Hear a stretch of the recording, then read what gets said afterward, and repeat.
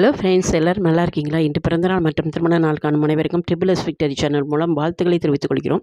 எல்லோரும் நல்லா இருக்கணும்னு சொல்லி இறைவன்ட்ட பிரார்த்தனை செய்கிறோம். இன்றைய நாள் மிக இனிமையான நாளாக அமைய எங்களுடைய வாழ்த்துக்கள். இன்று நம்ம பார்க்க போகிறது என்னென்னாக்கா, ஆஞ்சநேயரை பற்றி பார்க்க போகிறோம். ஆஞ்சநேயர் ஒரு பிரம்மச்சாரி அப்படிங்கிறது எல்லாருக்குமே தெரியும். அதனால சில பேர் ஆஞ்சநேயரோட, அது ஆணாக இருக்கட்டும் பெண்ணாக இருக்கட்டும், சில ஆஞ்சநேயரோட தீவிர பக்தராக இருப்பாங்க. அப்படி இருக்கிற ஒரு பையன் ஒரு அலையன்ஸ் பார்த்துட்டு இருப்பாங்க. இல்லை ஒரு கல்யாணம் ஆகாத ஒரு பையனாக இருப்பார். அவங்கள கூப்பிட்டு, நீ இப்படி தீவிரமாக ஆஞ்சநேயர் பக்தனாக இருந்தால் அவரே ஒரு பிரம்மச்சாரி, உனக்கு எப்படி கல்யாணம் நடக்கும் அப்படின்னு கேட்டால் அது தவறு. நிச்சயமாக ஒரு ஆஞ்சநேயர் பக்தருக்கு நல்லது தான் நடக்கும். அவர் வேணால் பிரம்மச்சாரியாக இருக்கலாம். ஆனால் அவர் நம்ம இப்போ கல்யாணம் ஆகலை, வீட்டில் ஒரு சாதாரணமாக எடுத்துக்கோங்க, ஒரு ஹஸ்பண்ட் ஒய்ஃபுக்குள்ள வர சண்டை வந்துகிட்டே இருக்குன்னா வாலில் பொட்டு வச்சுக்கிட்டே வாங்க.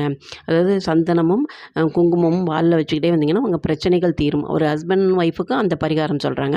அதுமாரி கல்யாணம் ஆகலையா, அதே மாதிரி தான் அந்த வாலில் ஒரு 48 நாள் தொடர்ந்து பொட்டு வச்சுக்கிட்டே வரணும். அப்படி மாரி பொட்டு வச்சுக்கிட்டே வந்தோம்னா அவங்களுக்கு நிச்சயமாக 48வது நாள் முடியறதுக்குள்ளே ஒரு நல்ல சுபமான ஒரு நிகழ்ச்சி நடைபெறும், கல்யாணம் நடக்கும் அப்படின்னு சொல்கிறாங்க.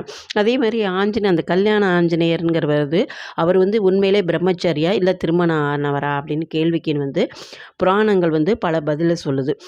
அதாவது எல்லாருமே பிரம்மச்சாரின்னு தான் நம்ம சொல்லுவோம். ஆனால் அவருக்கு ஒரு பையனும் ஒரு மனைவியும் இருக்கிறாங்க அப்படின்னு புராணம் சொல்லுது. அது எப்படின்னு கேட்டிங்கன்னா, சஞ்சீவி மலையை தூக்கிட்டு வர்றாருங்க. தூக்கிட்டு பறக்கிறாரு அனுமன். அப்போது அவருடைய ஒரு வியர்வை துளி கடலில் விழுகுதான். அப்போ அதை மீன் வடிவில் இருக்கிற ஒரு நீந்து கொண்டிருந்த ஒரு தேவகன்னி ஒருத்தவங்க அந்த வியர்வை துளியை முழுங்கிடுறாங்க.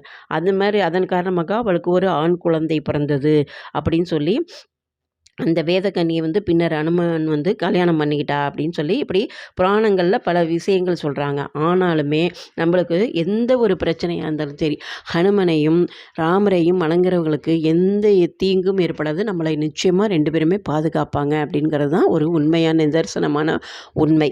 இதுலேருந்து நம்ம என்ன தெரிஞ்சுக்கணுன்னாங்க, ஒரு பிரம்மச்சாரியாக இருக்கிற ஆஞ்சநேயரை வழிபட்டால் நம்மளுக்கு கல்யாணம் ஆகாது, இல்லை நம்ம கல்யாணம் பண்ணிக்கக்கூடாது அப்படிங்கிற சட்டம் எதுவுமே கிடையாது.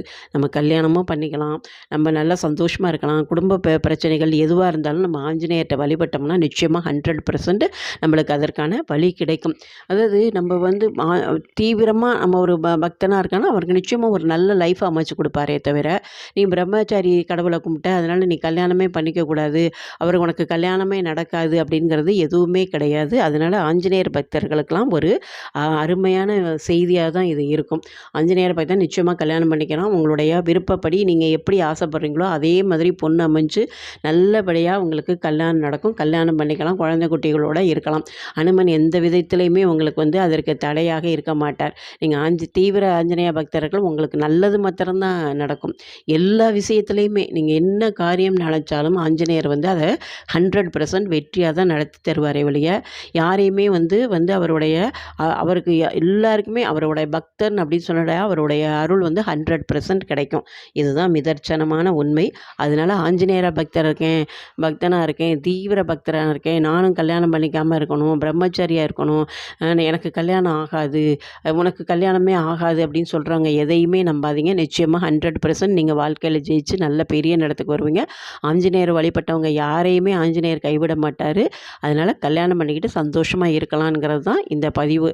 ஏன்னாங்க அவர் பிரம்மச்சாரியை வணங்கினா கல்யாணம் பண்ணிக்கக்கூடாதா, பண்ணிக்கலாமா, இல்லை ஆஞ்சநேயர் மாரியே ஆயிரணுமா அப்படிங்கிற எந்த இதுவுமே கிடையாது. நிச்சயமாக 100% கல்யாணம் பண்ணிக்கலாம், கல்யாணம் நடக்கும், ஆஞ்சநேயரோட பரிபூர்ண அருளும் கிடைக்கும் தான் இந்த பதிவினோட நோக்கம்.